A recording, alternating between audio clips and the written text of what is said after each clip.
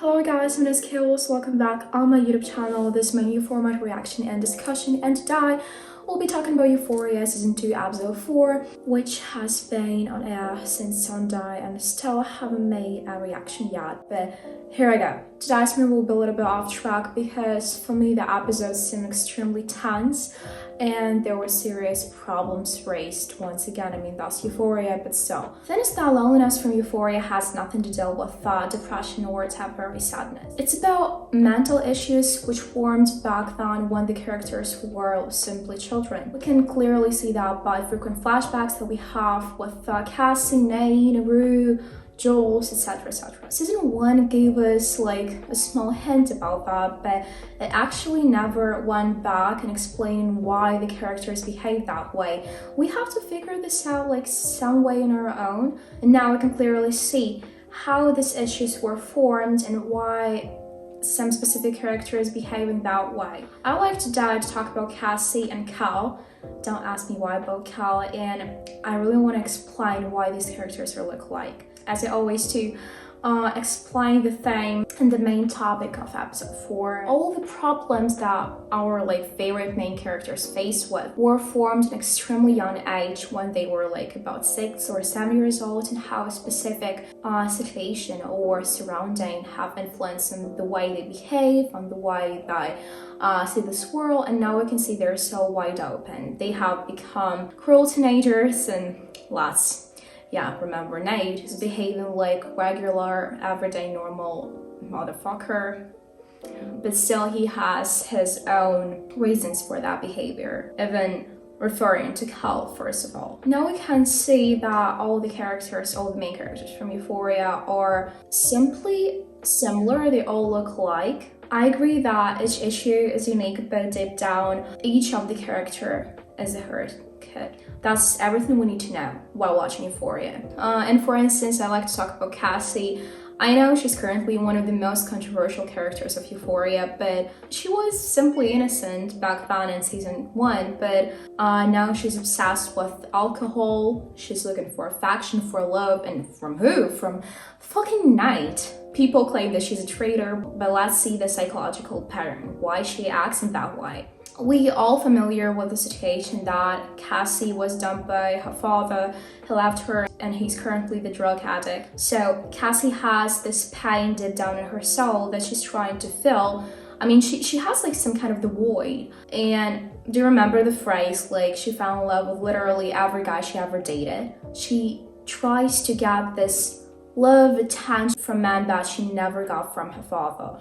That's it. You know what is surprising to me? Nate is one of the most, I would say, eye-catching people for Cassie, and she definitely fell in love with him. And even the thing that this is the ex of her best friend doesn't stop her. People will call her traitor, backstabber, cheater, girl next door who wants attention, but we don't see the problem. If we're not trying to get the pattern, we'll be just the viewers, not the people who are into the TV show or cinematography. That is why I'm here explaining why the characters behave in this way, and why screenwriters simply did that kind of plot twist. So you see how it works. She wouldn't behave that way if her father would have abandoned her about 10 years ago, or I'm not really good at math, so you know what I'm talking about. Later, this feeling of emptiness becomes even more visible, and as I said already before, she has this kind of void, and simply her actions are pretty logical. First situation when she went off the track was situation with Mackay and with abortion,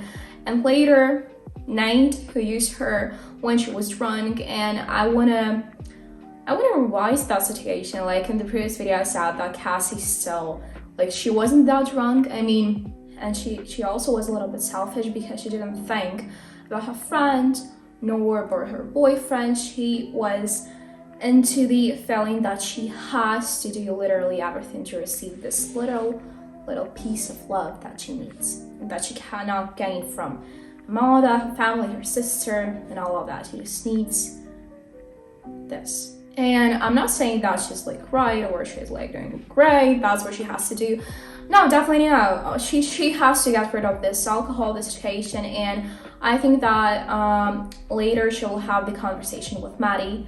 And I also have an assumption that Maddy knows about the entire situation, just trying to, you know, to see how far Cassie can go to get Nate, and that's it. But regarding Nate, what I can say is that he's trying, he has some kind of game with both of them. Originally, I thought that he's trying to get back together with Maddy just in order to get the CD, but now I have changed my mind, honestly.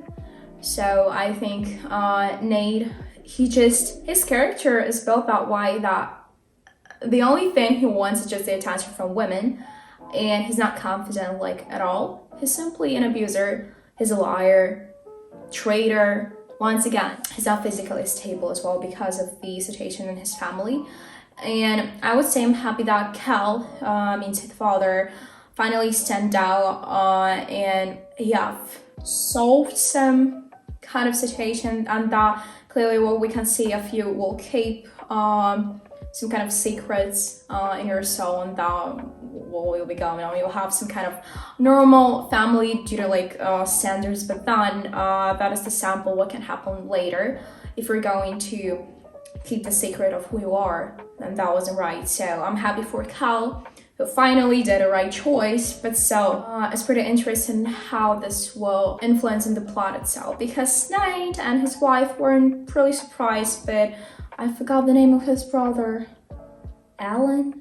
I don't know, but dude was totally shocked. And regarding Cassie once again, her overthinking leads to constant question. What if they leave me just like my dad did? That's probably what she keeps asking. As a result, we see that Cassie has troubles with alcohol.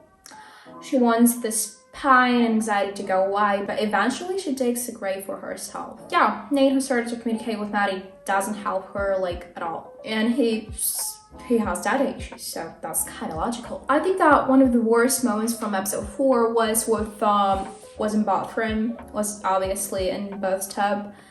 That was simply horrible. I literally have no words for that.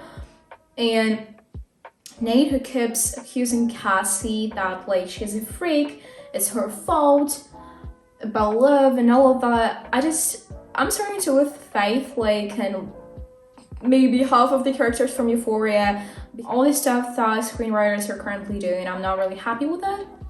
Of course, it has stance, we have all of them, but I cannot compare season 2 to season 1. They're not on the same place, although it's complicated for me to say. As I said before, Euphoria is a mess, but I love it. What I want to add is like the final answer to the question why Cassie and Cal are similar. Let's take a look. Cal and Cassie, they're both broken, and they're always trying to find their way back to people. I hope that this video was informative for you.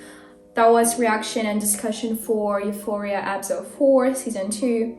I did my best on that. I'm trying to improve the format, so please let me know if you want to fix something or if you have something to add.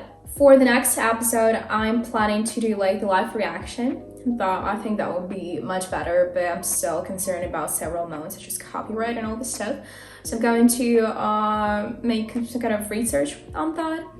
Anyway, thank you so much for watching, and I hope that you liked this video. If it's so, please give me some thumbs up. You can do 1 or 2 or like thumb down if you didn't like the video. I'm totally all good about critic and all of that.